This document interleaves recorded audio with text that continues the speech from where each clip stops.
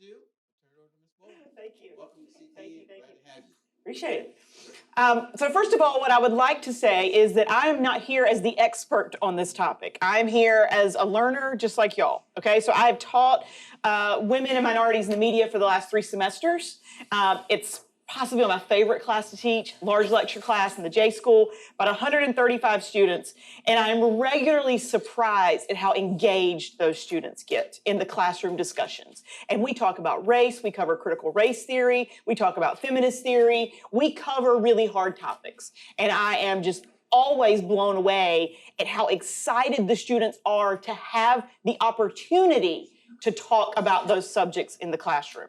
So what I'm going to share with you today, we're going to start with sort of a brief overview. I've basically condensed an entire semester down into the first section of today's lecture. So we're going to talk about how race and gender are presented in the media. I'm going to give you all the facts, the numbers, the hard numbers of how race and gender are presented in the media. And then we're going to move into how that impacts the classroom. And I would love to hear from some of your classrooms, cross-disciplinary. Also, how you foster that environment of engagement, right? How do you encourage the students to speak up and engage on those hard topics?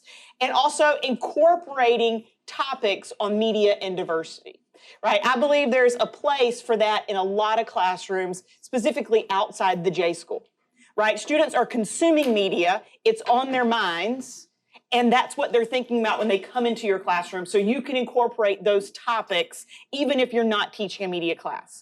But first, let's just start. Can y'all name a movie or a television show that you think represents race or gender well? Yes, ma'am. Crazy Ex-Girlfriend. Crazy Ex-Girlfriend. Crazy Ex-Girlfriend? Where's that? It was on CW. It went off the air a little bit ago. Okay. And it was set in California. Okay. Had an Asian male lead. Nice. And actually another Asian male character who you'd see them talking together and having conversations. About something other than yes. Asian things? Yes. Great. Excellent. And a female lead. Nice. And several Latino woman. Nice.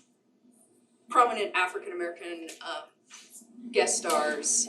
Excellent. So it was, yeah. And when you were watching it, did you think, wow, this is a diverse cast? Isn't that nice? I did, especially the Asian male lead, because that at the time it started, 5-6 years ago. So at the time, to have an Asian male lead in a romance that wasn't about an Asian-only family was pretty unusual. Yes. I think only John Cho had done that in the past. Right, so that was before Fresh Off the Boat, right? Well, it wasn't before, but okay. That's a show that's not, isn't that a show that's about an Asian American family? And this is a show that's kind of more, integrated than that. That's awesome, great example. Any other examples? Yes, ma'am. I was going to say Master of None had a whole episode on this. Oh, I see Sanzari, right? Yeah. Yes, okay, that's awesome. Any other? Yes, ma'am. Brooklyn Nine-Nine. Brooklyn Nine-Nine, yes, my students always mention Brooklyn Nine-Nine. Yes. Tell us about that one. Is everybody familiar with Brooklyn Nine-Nine? Okay, yeah, so tell us about that one so they know. It's a show, it's kind of like a comedy, but a lot of the cast is more female and people of color. Yes. Or like one white male lead. Yes, yes. Did y'all hear that? Most of the cast is female and people of color. There's only one is he a lead?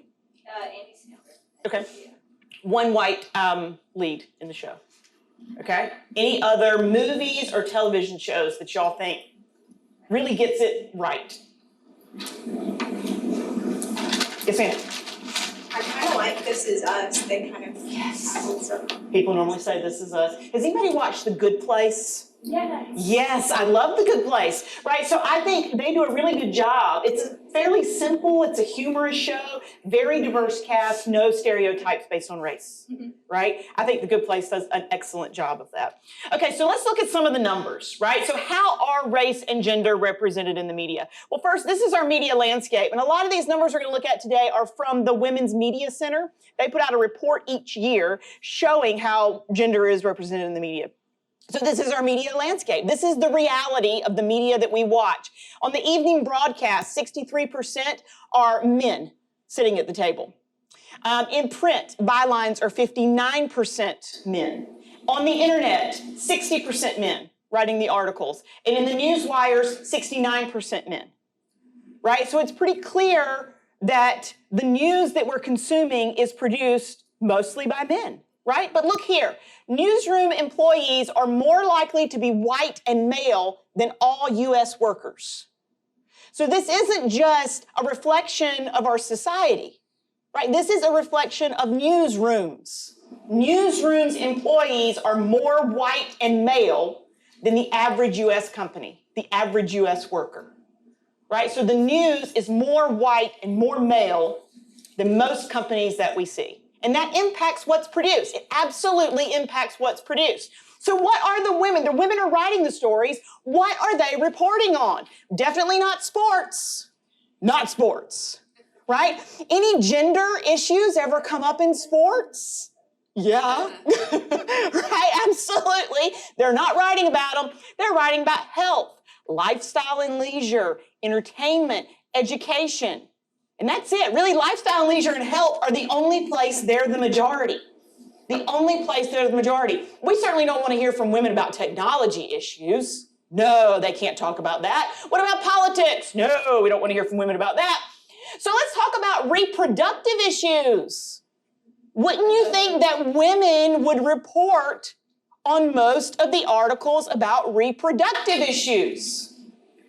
No. No. Women have 37% of the bylines on reproductive issues. You got a question? I was just gonna mention that in a lot of newsrooms that I've been in, it's that there's an assumption that women would be biased in their reporting on reproductive issues. And men aren't. And men aren't. Right, yes, because men do not have a uterus. That's correct. Yes, so the uterus makes them biased. Excellent.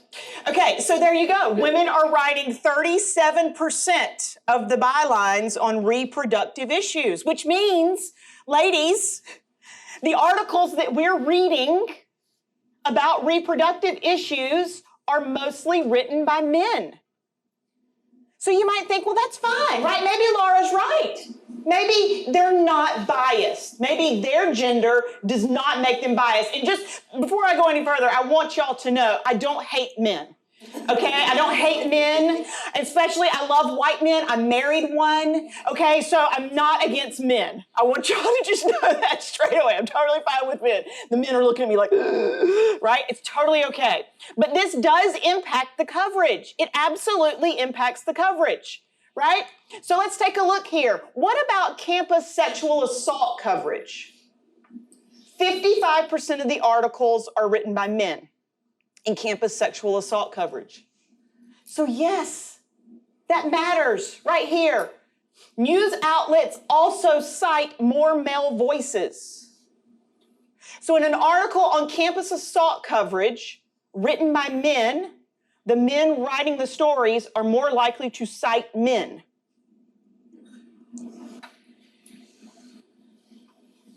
Let's look right up here.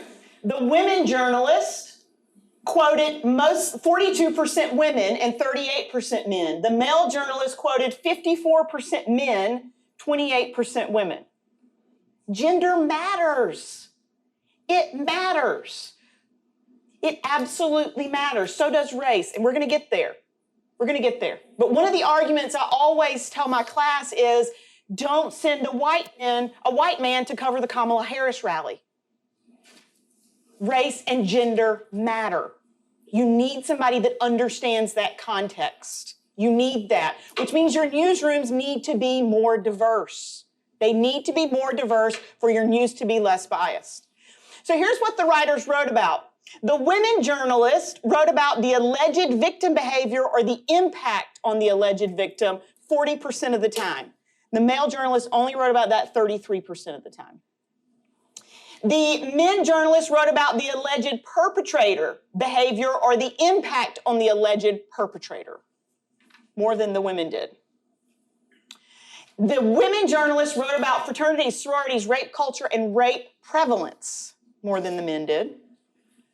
And the men wrote more about sports culture in the context of sexual assault on campus. It matters, right? We want to believe that journalists are these objective, unbiased people. But the truth is, they're human. They're human just like me and you. And I'm not trying to argue that they approach these stories intentionally trying to dissuade their audience one way or the other. I'm saying they have inherent biases that just comes with them. Their own lived experience is different in the world than my lived experience. And that does impact what we do. It impacts me in the classroom. I'm different in the classroom based on my lived experiences than other people are based on theirs. It impacts the research that I produce. My lived experiences impact me no different than the journalist's lived experiences impact them. Right? We're all human, totally human. So what about women of color? Everybody familiar with the term intersectionality?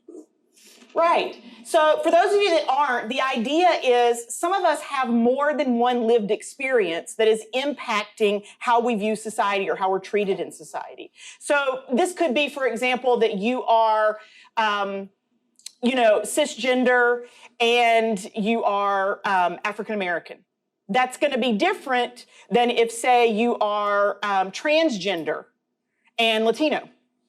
Right? So the intersection of those two lived experiences impacts how you see the world and how you're treated in the world. Right? All of that matters. So looking at this intersectionality idea, women of color only wrote 7.95% in print. 7.95% of the bylines in print. Does anybody think that only 7.95% of the articles in print address women of color issues? Right. Yes. Local TV news, 12.6% women of color on local television news. Does that not just represent the issues covered, does that represent the population? No.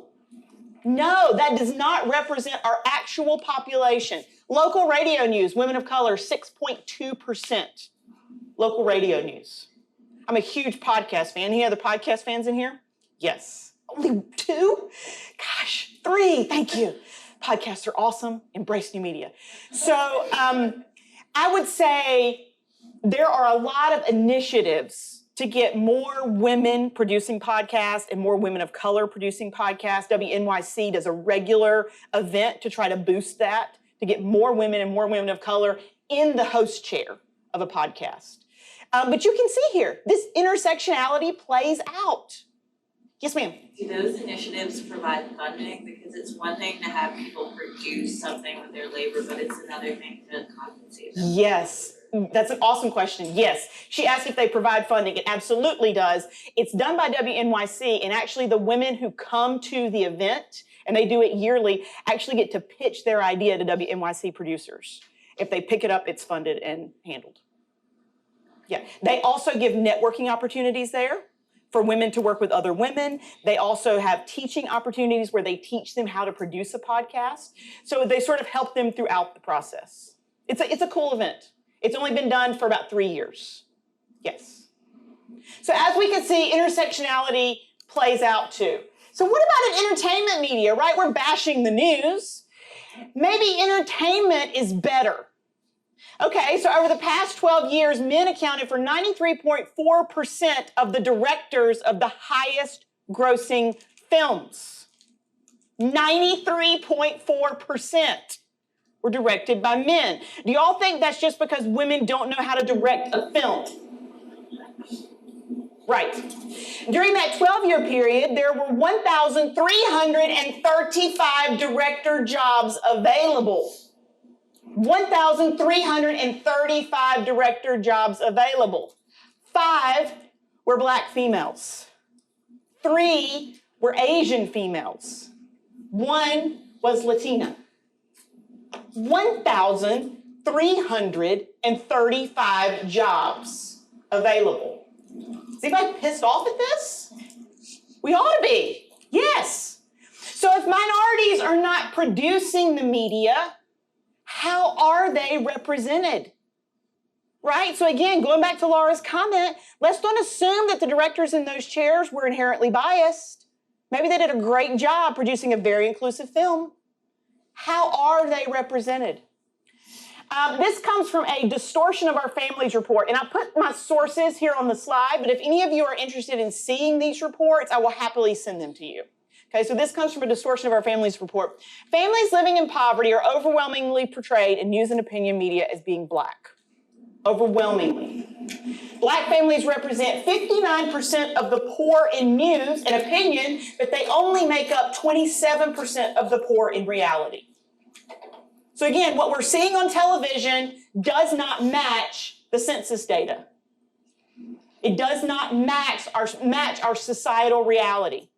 Black families represent 60% of welfare recipients in news and opinion pieces, but only make up 42% of actual welfare recipients.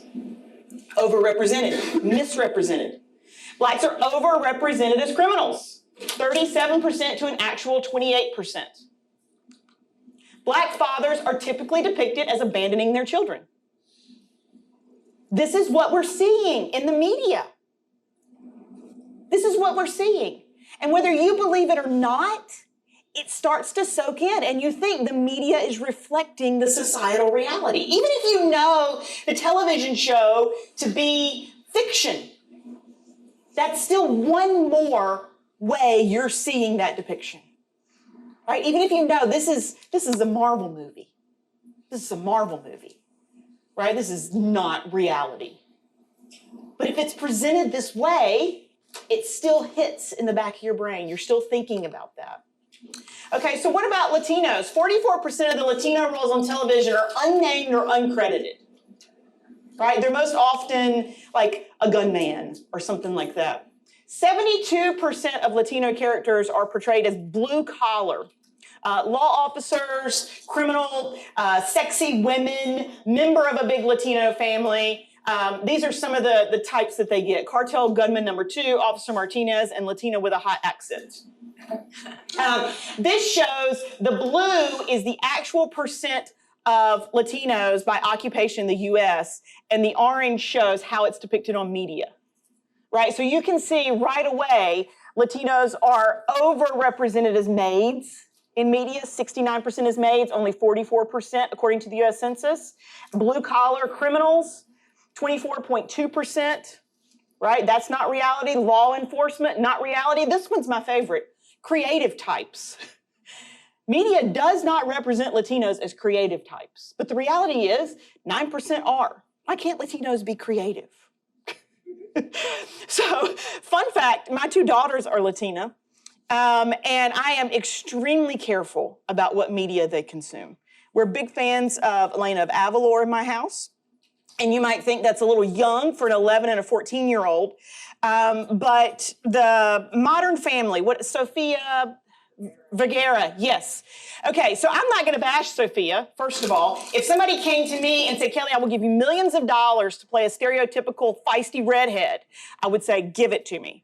I can get feisty every day for millions of dollars happily. Okay, so I'm not bashing Sophia. We all make economic decisions. But I don't want my daughters to see that depiction of a Latina female. Over-sexualized, heavy accent, not appreciated for being smart. And the idea is she was saved by a white man, right? By marrying a white man. I don't want my daughters to see that. But again, I don't hate Sophia for it. I totally understand. In fact, if one of my daughters grows up to be the next Sophia, then I'm excited about it. Please do that. For millions of dollars, please do it. But I'm super careful about what they watch right now because I know how Latino women are represented in the media. So what about Asian stereotypes? Not any better. Typically forever foreign, right? Heavy accents, broken English, villains.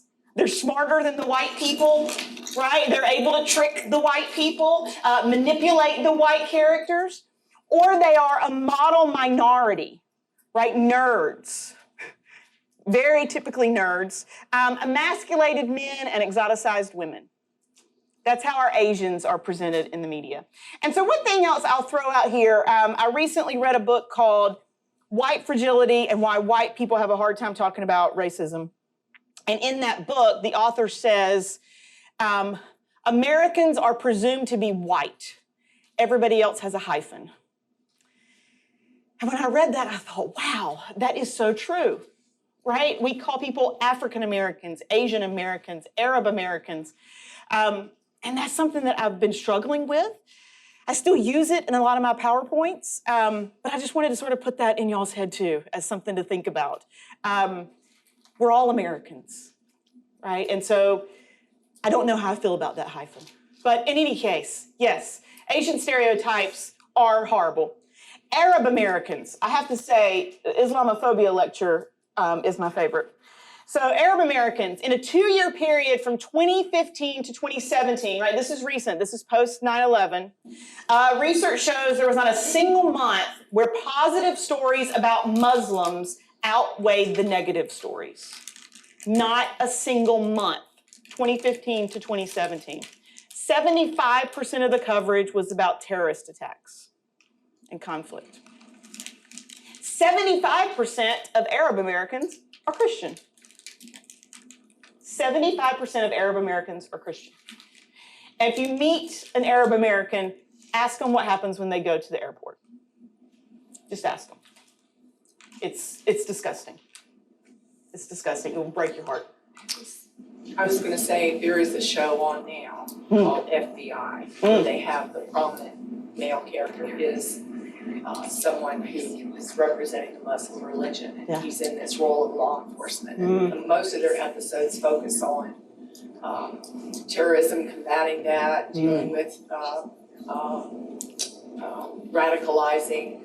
The latest episode is very interesting to watch that. I think it's a little heavy on it.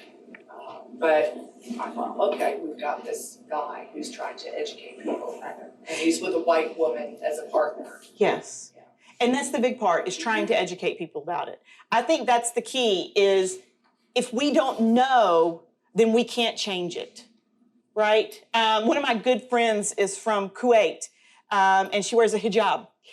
And the stories that she tells about going through the airport are atrocious. Another one of my good friends is from South Korea. She says the same thing. She says that the security guards will smell her underwear. Right. What are we finding there? Yeah, it's atrocious. That's what I'm saying. But if you don't know, you can't make a change. Right? So for those of us that have the privilege of being white when we're going through the airport, we've never experienced that. Right? You have to learn about somebody else's lived experience to be able to change. Terror attacks receive 5 times more media coverage if the perpetrator is Muslim. 5 times more media coverage. Muslims perpetrated 12% of the attacks, but they received 41% of the media coverage. The Washington Post did an interesting study a couple years ago. They looked at 800,000 articles, not just in the Post. This is global news articles, right? So not even just in the US. They looked at 800,000 articles over the entire globe using the words Muslim or Islam.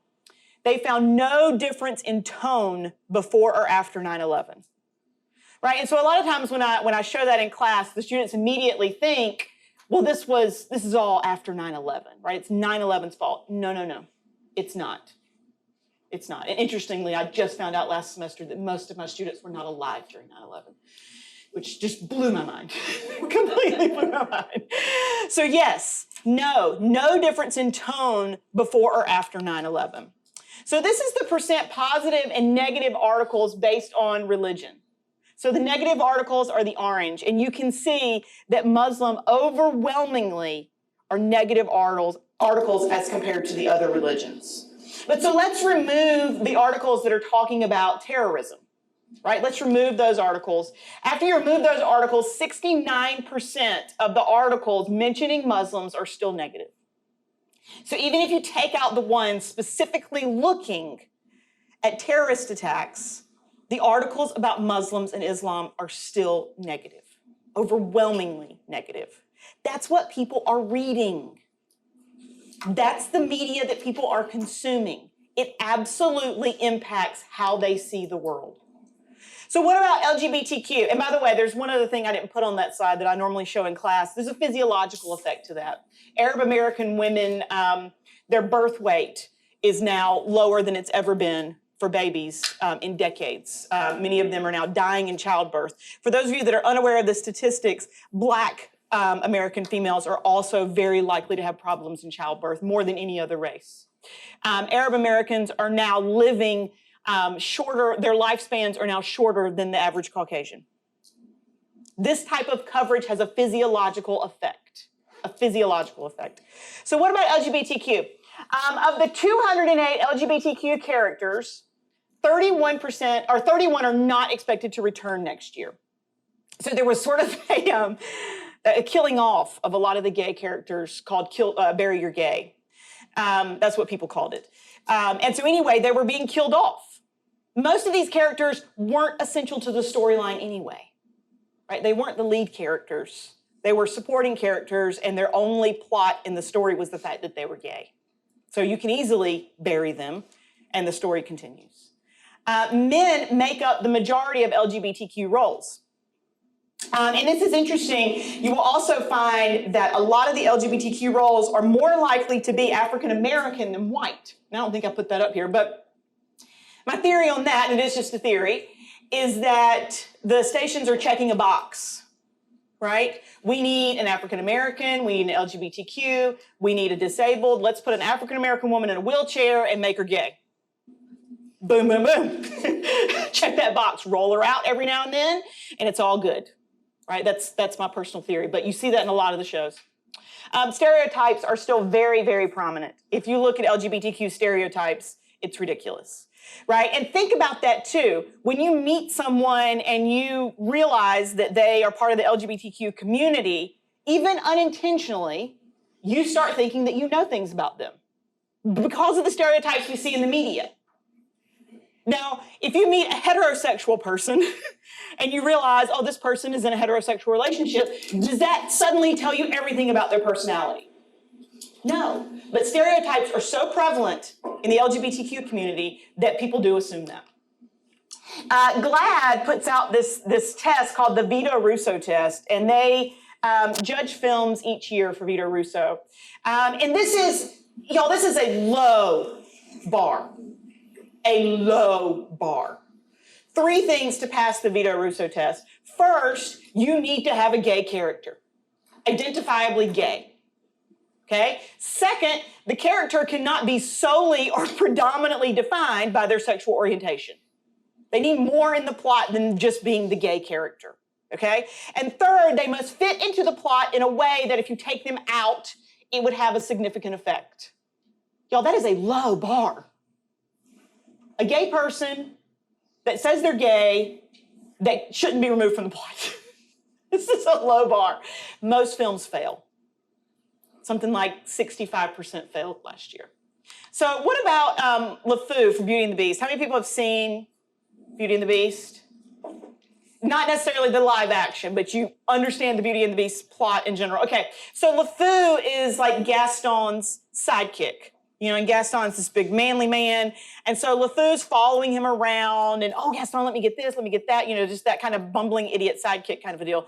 So in the live action version, LeFou sort of does that exact same thing at the beginning. You can tell he sort of wants to be with Gaston. He idolizes Gaston, okay? At the very end of the movie, anybody seen this movie and not realize that LeFou was gay? Anybody shocked that I'm about to tell you that LeFou was gay? Okay, so at the very end of the movie, they're dancing, right? The Beast is turned into a human. He and Belle are gonna live forever in this lovely mansion with these great servants. Life is perfect.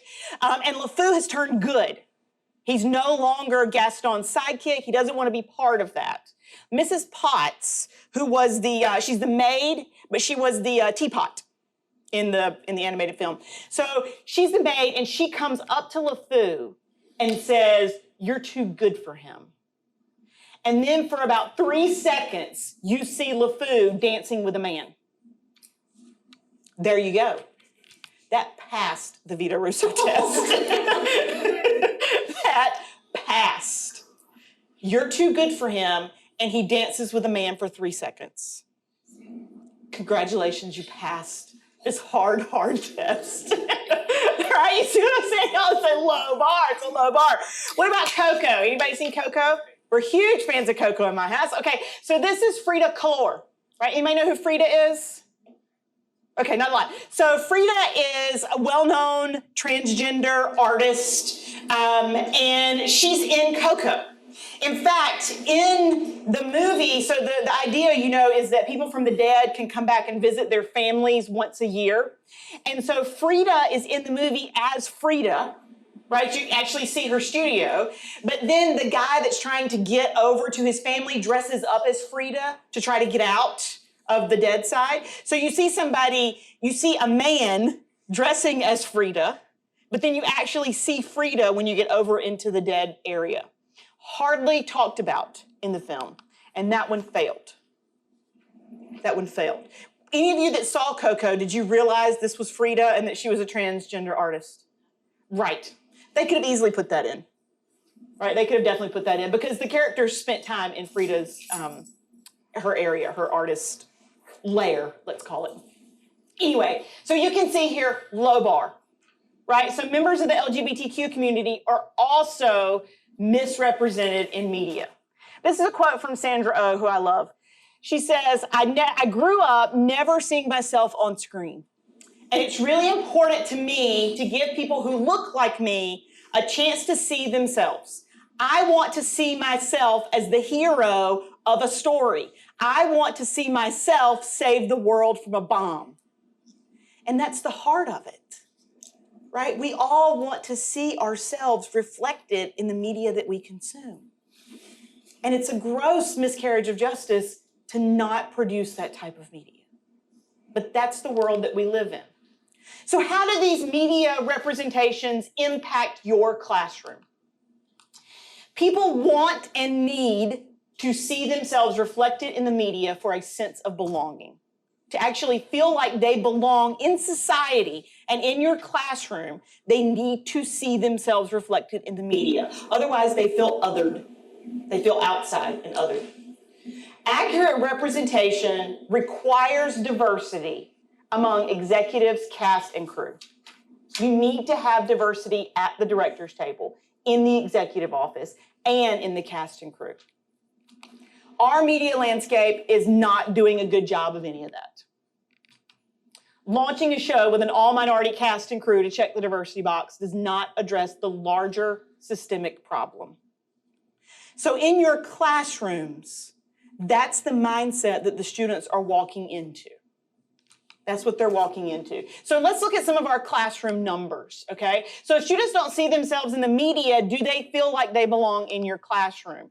And I put up symbolic annihilation there. And so the idea is if someone is just removed, then they are symbolically not a part of society.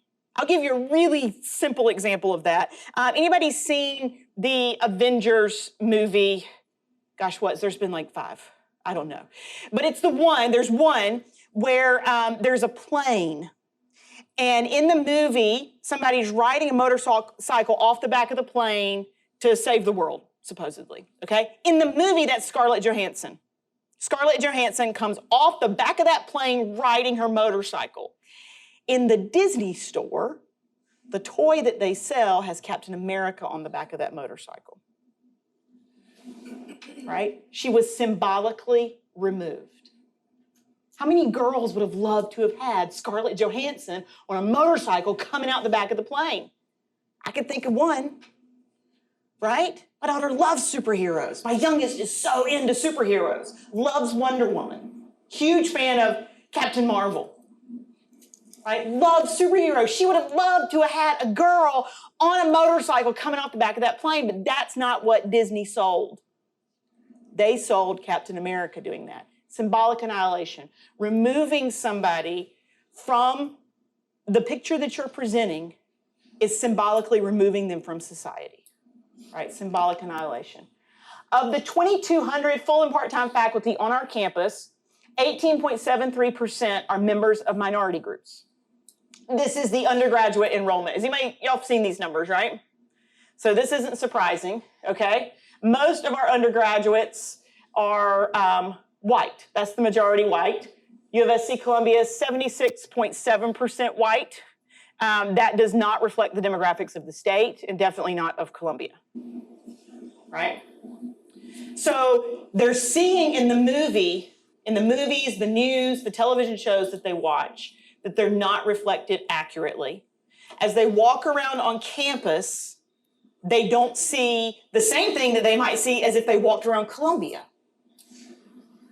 And then they walk into your classroom. I've had plenty of classrooms in the J School with one minority student. The race and gender in the media class that I teach usually is about 40% minority, which I always find very interesting because in any of my other classes, it's about 1% minority. So the students are actively taking the class. It's an elective, and they're seeking it out. They're seeking it out. But as you can see, the media is not representing minorities well. Our campus does not have the diverse population that even the state has, definitely not the nation. So that's what the students are feeling when they walk into your classroom. Underrepresented, unknown, unheard, silenced even. But having an underrepresented minority population is detrimental to everyone. And I'm going to go back to your comment about the education. If I did not have a friend from Kuwait that wears a hijab proudly, I would have never known her experiences in the airport. If I did not have a friend from Korea that travels regularly back and forth to the States, I would not have known her experiences at the airport. I would have not known her experiences around town. She's had a man come up behind her in Publix and grab her waist from both sides. For no reason. No reason. If you aren't surrounded by people different from yourself, you can't understand their lived experiences. You can't. And so for a lot of our students, they just don't know. They don't know what the world is like if you're not white. They've never talked to someone, they've never experienced that. So how do we foster an environment of engagement in our classrooms? So first of all, what we can do is prepare to have the conversation. Know the numbers. Be aware of it.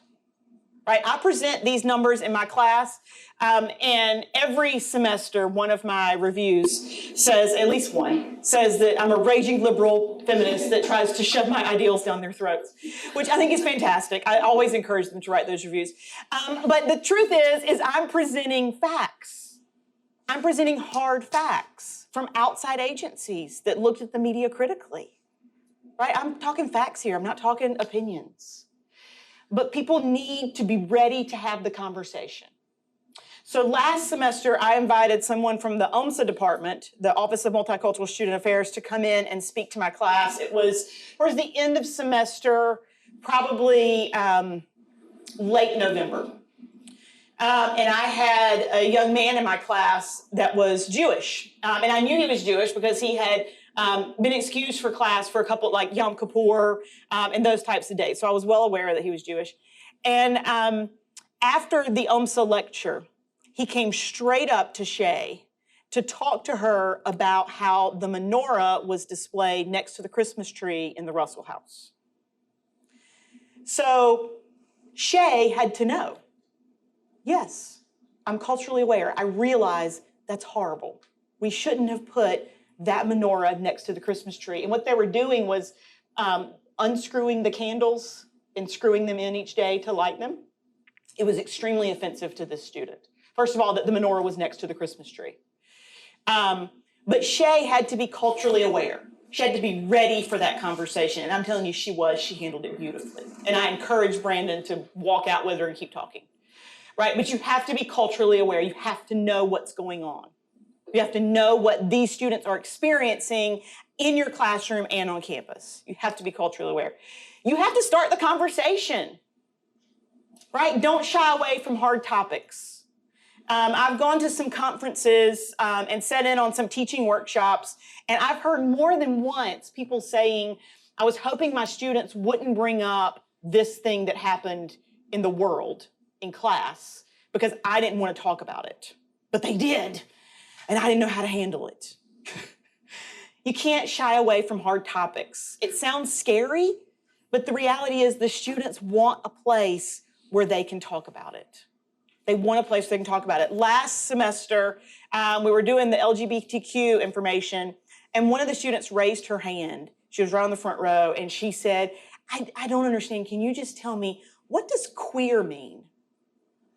And I thought, wow, I'm so glad that you felt safe enough to ask that question in a room full of 135 peers. But then a great thing happened. I answered, and then the other students also answered. Queer students raised their hand and said, I'll tell you what it means to me. I'll tell you what it means to me. In a very non-hostile way. And that student felt heard. She got her answer. And it was a safe place. I had another conversation. We were talking about gender pronouns. And someone asked, I don't understand why people would want to use the gender pronoun they. A student asked that. And I said, okay, well, let's open the floor. Would anybody like to address that? Another student said, I use the pronoun they, and I'll tell you why. And again, a very non-hostile way. I'm going to tell you my experience. This is why I use the pronoun they. Another person who didn't use the pronoun they, but was an English major, spoke up and said, just so you all know, it's still grammatically correct. Right? And she went into a grammar lesson for us all. But you got to be willing to have those conversations, right? If a student asks that question, don't say, see me after class. Say, let's talk about it. Or for goodness sakes, if I don't know, I'll say, I don't know. Would anybody else like to answer her? Right? Last semester, we were talking about whitewashing. And the idea with whitewashing is that media casts a white actor to play what is written as a non-white role. These are typically Asians. So typically white characters are cast to play an Asian role. And I was showing a picture of Scarlett Johansson. And then later on, we talked about some of the Disney stuff. We have a whole Disney day, which is so fascinating. But we talked about some of the Disney stuff, and somebody said, so the new Little Mermaid and the live-action Little Mermaid is supposed to be black. Is that blackwashing? And I thought, what an interesting question. And so I looked at her and I said, that's a great question. I'm glad you asked it. No. The Little Mermaid is a mythical creature. She could have been green for all we care. Mermaids are not real. And nobody says they're white. So it was Disney that made Ariel white. They could have made her green or blue or whatever, pink for goodness sakes. No, that's a mythical creature. So literally anybody could play that role. So I answered her. The question, the student was happy with my answer. And then another student in the class who studies literature raised her hands and gave other examples from Hans Christian Andersen stories of mythical creatures. Right? So it's not a scary thing to open up that space in your classrooms. You just need to be prepared and be willing to do that. I love it. I love when students ask those questions. Yes, ma'am? Just so people know that in the English 102, right off the bat, in the first 2 weeks, we have a chapter in there that deals with fake news, satire. We look at the Monty Python argument, argument clinic. I don't know if you've ever watched that. I haven't. That's great. It's funny. We talk about Saturday Night Live. Yes. We talk about what is the news cycle or what is entertainment versus journalism. Yeah. So I was a little afraid to throw that word out there, fake news, because everybody's going, wow. And I thought, well, this will be a good thing because we need to talk about could there be a kernel of truth in there, and then everything else is spun around it. And that is so that we can teach them about using information literacy and how to find sources and what the bias might be and consider the source when they're writing their academic papers. So we try to tackle that idea of being consider the source, aware of that. A critical consumer, yes. And weigh it. Yes. The study that they have in the book shows that 18 to 24-year-olds get most of their news, if you will, from social media, and that 60 and plus get it from newspapers. Right. And you're going, wow, now there's newspapers, and we talked about, well, newspapers are going away or they're going digitally. They're not newspapers anymore. Right. So we talked about what's the problem when there's no, when you only get it from one blinder type of source. Yep. What happens to you when that happens? So that was a good conversation, and Yes. the fake news thing, it went over well. Yes, absolutely. Yeah, and this is a great year to talk about the Yes. importance of being an informed decision maker. Yes. Considering all the sources, not just relying on one. Yes. I love that. That sounds fantastic. And you said it's in the first week. Yeah, we do that That's great. the second week we talk about that. That's awesome. And of course, Jonathan Swift's, the modest proposal. I was very excited to see a number of students in there were familiar with that. I said, what is that? What was that? Could someone summarize that? So it was exciting to see that they still were aware of what that was. That's awesome. Awesome.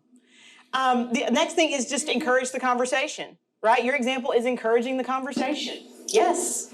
Encourage them to talk about it. So in Women and Minorities in the Media, we start out this semester with basic media theories. And I normally work up to racism and sexism. So they're really moving by the time we get there. But in the spring semester, I love to tackle it head on and talk about media theories in conjunction with how the civil rights movement was presented by the media. And we did that this Tuesday in class. And I was surprised to see a lot of people engage with that. A lot of studies have been done on how the civil rights was covered by the media. It was poorly. And so looking at that through media theories sort of encouraged, let's go ahead and start talking about racism. Let's go ahead and start talking about bias in media. Let's go ahead and talk about how the editors make decisions to put stories on the front page or on their Twitter feed or not. Right? Let's go ahead and start talking about how we're all human and we make mistakes. And then my last thing was invite diverse guest speakers to cover topics. So I ask my students each semester, I do a survey intake at the beginning of the semester where I ask a lot of questions. I ask them how many hours they're working, how many hours they're taking, what their extracurricular activities are. And I've been really surprised to find that about 85% of my students have jobs outside of school. Most work more than 20 hours a week, and most are taking at least 15 hours in the classroom. So I'm very cognizant of that when I give them readings. I call them readings, viewings, or listenings. I've found the students love podcasts. They love to watch a TEDx video, and they're more likely to watch something like that that's short in 15 or 20 minutes than they are to read 2 chapters. And so I want them to engage in the conversation, so I give them something they're likely to do outside of class. But I asked them, who do you want to see come in? And so out of 135 students last semester, overwhelmingly, what they wanted to see was women of color speaking in the classroom. They wanted women of color guest speakers. And so I ended up inviting all 3 of my guest speakers were women of color. 2 were from local media here to tell their experiences being a woman of color working in the industry. And after the second guest speaker, I was standing up front with her. It was Darcy Strickland from LTX. She's a wonderful person. One of the students came up to her. Student shook her hand and said, I just want to thank you for being here. You are the first Black person that I've seen teach a lecture here in the J School. Now, I will tell you, we have other people of color on staff in the J School. But Darcy turned to me and said, Kelly, that can't be right. Is that right? And I said, it's possible. It's entirely possible. And I'm not going to throw the J School under the bus. I would argue that a lot of our schools look like that. Remember, only 14% of the faculty are minorities, right? So a lot of the schools are going to look like that.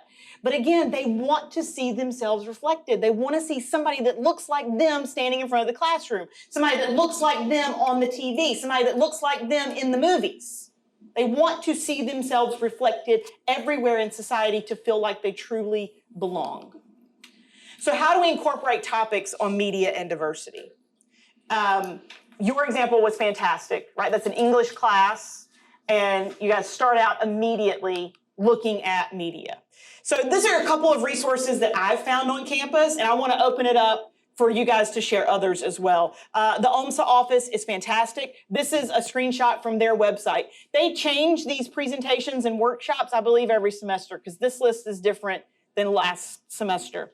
But you can go on there and just request. I want this person to come and speak in my class. I want this topic. So I think you have to give them about 4 weeks notice, but they do a great job. They're very interactive presentations and workshops, and you can just request it. This is LGBTQ 101, Understanding Inclusive Communities. So if you're not comfortable giving a presentation on LGBTQ and you want to invite someone in who is, there you go. That would still open the conversation. They do a fantastic job. Panels or guest speakers from other departments. So inviting someone in that's in a different department that maybe researches or teaches a topic that you think will be relevant to your class as a guest speaker, that's always great for them to hear. And definitely professionals from the community. So like I said, I'm in the J school, so I like to find media professionals to come in and talk about their media experience. But you could easily find, professionals in the community in whatever discipline that you're in. And then I want to open up to y'all. What have y'all done to open up these conversations in your classrooms? Any other best practices that y'all can think of? Yes, ma'am. One semester I invited an imam to come and speak and talk to the students about, and he brought his son who also likes to rap. So we did a little rap in the class for the students because they asked for that. Because they said, well, what do you enjoy doing? And so that was really helpful, I think, to students to understand. Yeah. This is who we are, this is what we're about. Right. One thing I didn't think of that I didn't put up here is moving your class to a campus-wide event. So for example, a couple of semesters ago, Kimberly Crenshaw came and spoke in the USC School of Law. She was phenomenal. You could have easily said, okay, we're not gonna have class this week. Go see the Kimberly Crenshaw lecture, right? And so there are a lot of diverse folks constantly coming to speak on campus. You could very easily say, our class is gonna go do this, our class is gonna go do that. That'd be another way to sort of encourage those conversations. Any other best practices that y'all can think of? Yes, ma'am. I don't have a best practice, but I have a question. Great. So we've kind of touched on having to basically overcome media and issues in the entertainment industry with how things are portrayed. But we have, Monday, we had a prominent example on campus of inappropriate portrayal of racial stereotypes. Okay. And I think we need to talk about, at some level, touch on how we in the classroom get people to realize that's not everyone's view. Yes. And that's not a correct portrayal. And so it's not always things that they just see on the media, but it's walking around the Russell House potentially where people are hearing inappropriate things said about them. Yes. So of course they're not gonna be comfortable. Right. Yes, that's a phenomenal example, yes. So a few semesters ago, we had a couple of racial incidents on campus. And I will say I was taking a class, I was taking critical race theory at that time. And I thought the professor that I had handled it very well. She walked in and straight away, she said, we've all been through a lot this week. What do we need to talk about? Who has a question? Who has something they want to say? Yes, you just open the floor for the conversation. Just be there, let's just talk about it. Yes, absolutely. When something happens on campus or in town or even nationwide, opening up that space is a phenomenal idea. Yes, ma'am. I have a question. In an age where media is used as a propaganda machine, how are you reaching your students who believe everything that they read from this institution that's dominated by white male patriarchy, particularly as a woman? Yeah, so they do believe I'm a raging liberal feminist.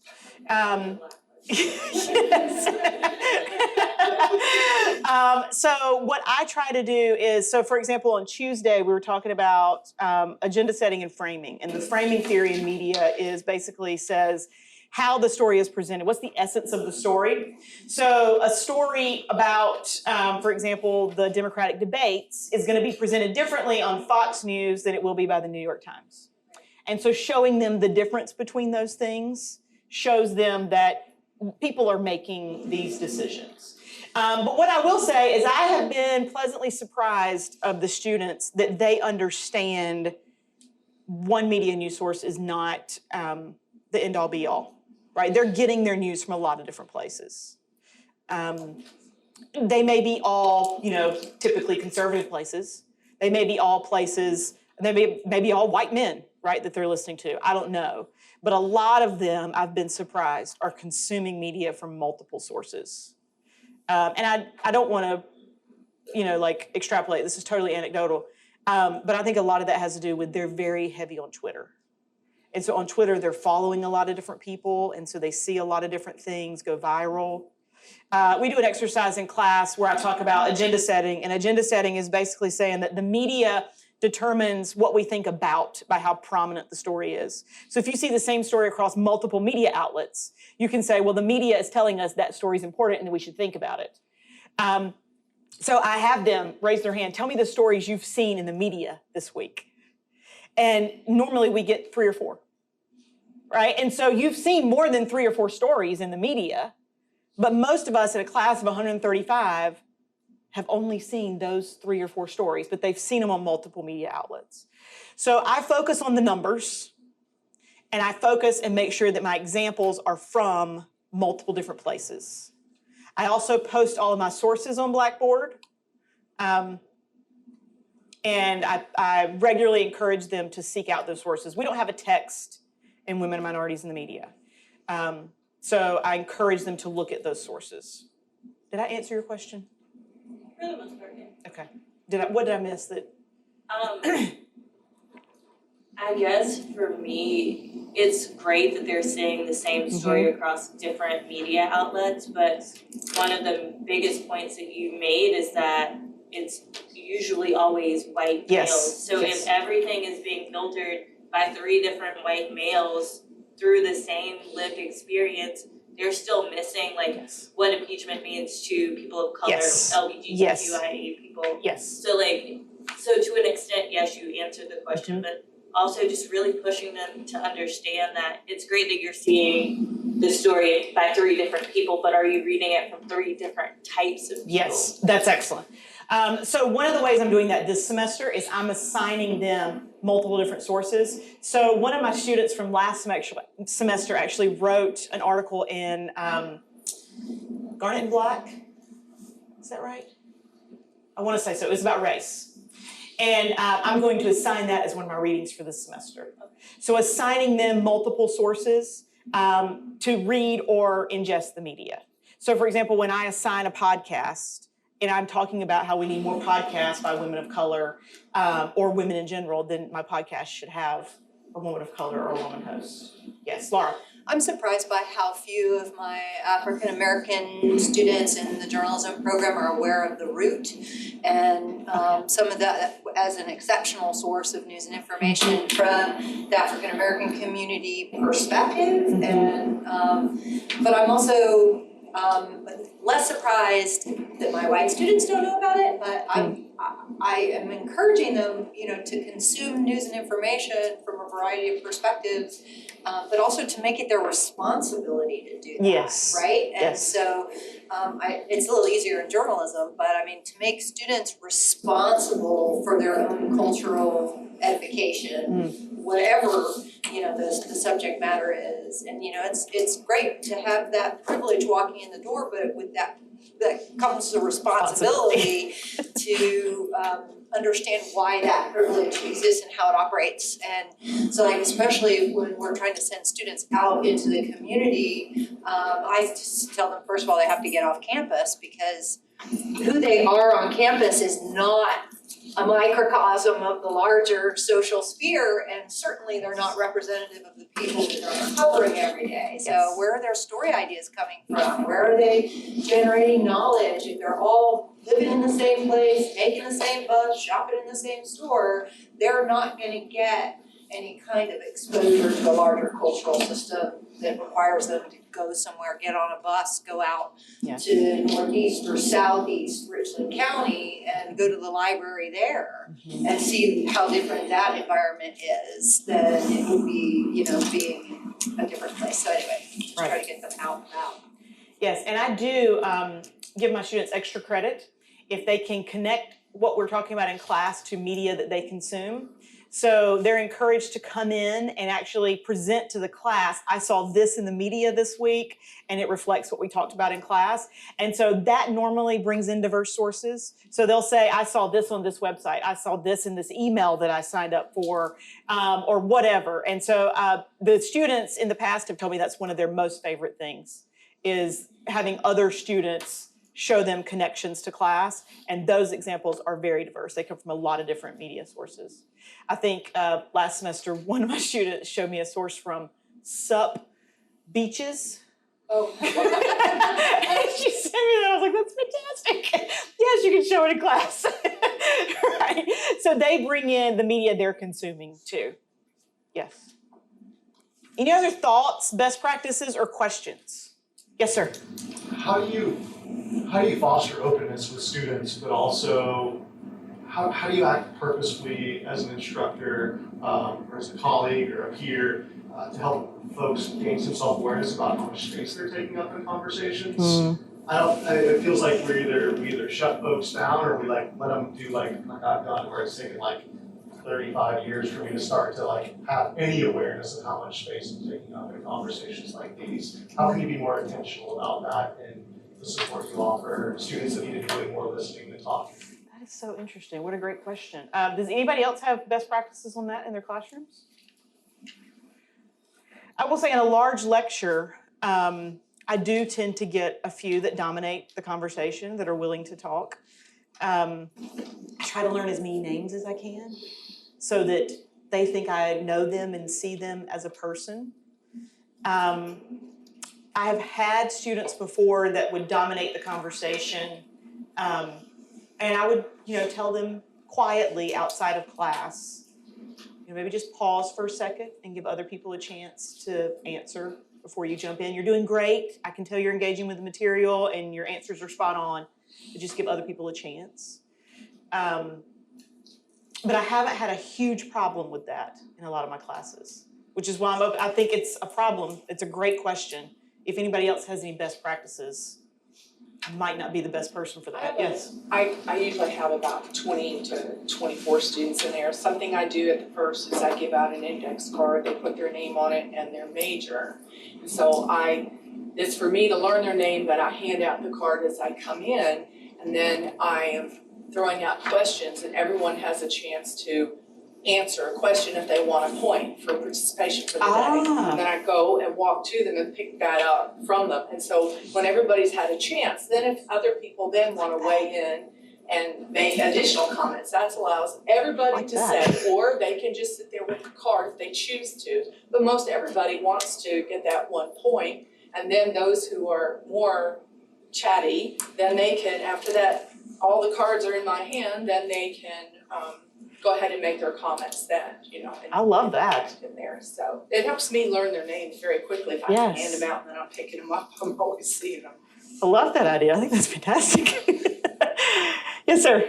Yeah, so while listening to the question and some of the research that I do, one of the main culprits for people not entering into the conversation is that the environment is not safe.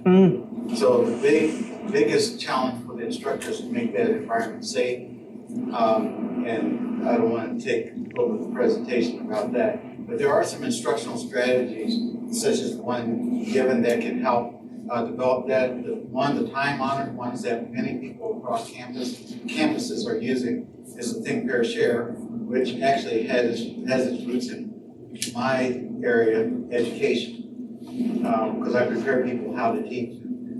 And the Think, Pair, Share is just what it says.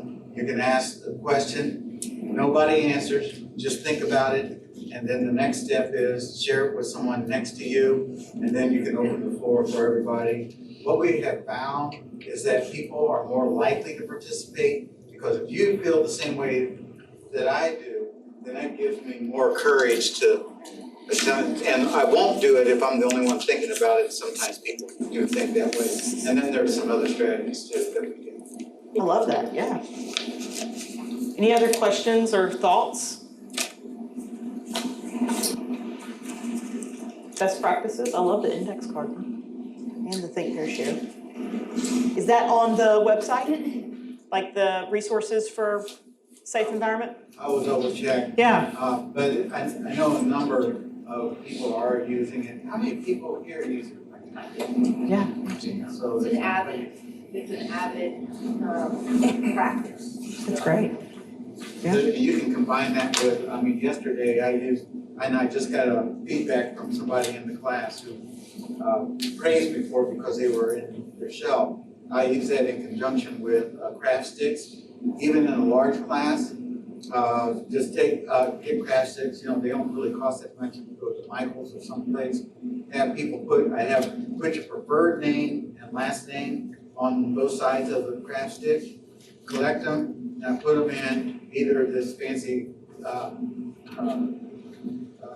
mug or whatever catches their attention, put it in there, and I might ask the question, pause, let them share with each other. I will draw the craft stick out, and then that it's a random kind of thing, and then the instructor can make a choice. Either put the craft stick back in if you want everybody to stay focused, or you can say, no, I'm more interested in increasing participation, so I won't put the craft stick back in. And that way you can draw more people. I love that. It's awesome. Any other best practices or questions, thoughts? Yes, ma'am. So I teach statistics, so coding, psychology kind of area, so it's kind of difficult. We're more math focused in what we do. The students do have to do a project at the end. They're supposed to send out a survey. Last semester when I was teaching this, I really had to encourage students to think more about the options they were giving on a survey. I found all the students pretty receptive to that, so especially with demographic information, they have the impulse to say, I'm going to compare males versus females. And I have to remind them and say, what if Non-binary, you right? do not have that option? So many students would go, oh, okay, Right. well, I'll put another option on there. Or especially with race, I had one, some students would just include 3 options and no option further than that. I had one student that included everything except Caucasian. So I thought that was interesting. 30 options on there, and just Caucasian. That's awesome. So that's just one way where it's very easy to just get into the mindset Yes. of, just collect demographic information. Just tunnel vision. Yeah, Yeah. but if you just encourage them to think more, give more options, they're incredibly receptive to that. Yeah. Oh, that's a good idea. Yeah, I took my statistics class in the College of Ed. And what I always found interesting was the data sets they had us use in there. So a lot of the data sets had to do with race and gender in the classroom. And so I enjoyed playing with those data sets because they were real data sets to see things like that. So there's a lot of different ways you can incorporate that. I like that idea. You always have to keep in mind, like if they're reading articles too, I try to encourage them, where did this article come from? Is it from the United States? Where in the United States? Which country? Always keep that in mind. Right. Absolutely. Any other thoughts, questions, or best practices? Okay. So this is what we covered today. How race and gender are presented in the media, how that representation impacts our classrooms, how we can foster an environment that's engaging, and how we incorporate topics on media and diversity. Any questions for me in general, or feedback, or anything along those lines? Yes, ma'am. We wanted just PowerPoint. Would you be willing to share it? Yes, no, I've already sent it to the CT, so yes. And if you need any of my sources, I can send those over too. I've downloaded most of them because I use them each semester. Any other questions for me? Have you considered adding disability in as a layer for this? Yes, so I can only cover so much in a semester, and 2 of the topics that I'm upset I never have time to cover are disability and Native Americans. Disability, the last statistic I saw was disabled folks is the largest minority in the United States. One of my students this semester has uncontrolled epileptic seizures. And so she came up to me at the beginning of the semester to tell me about that. She's just a phenomenal young woman. And she said, she's still coming to class, even though it's completely uncontrolled. Her parents are going with her to each school that she's taking classes in, and they're just sitting in the school in case something happens. I have her parents' cell phones numbers on my laptop that I can call if she, passes out in class.